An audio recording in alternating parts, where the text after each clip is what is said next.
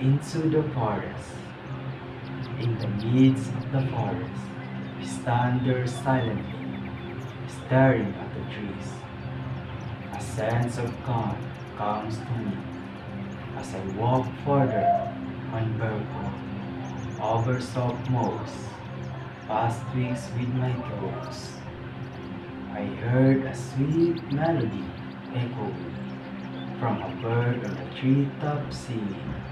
How incredible it is, being cursed by their beauty, to which in our wilderness I'll find my healing and tranquility. Oh, it feels like home, my home.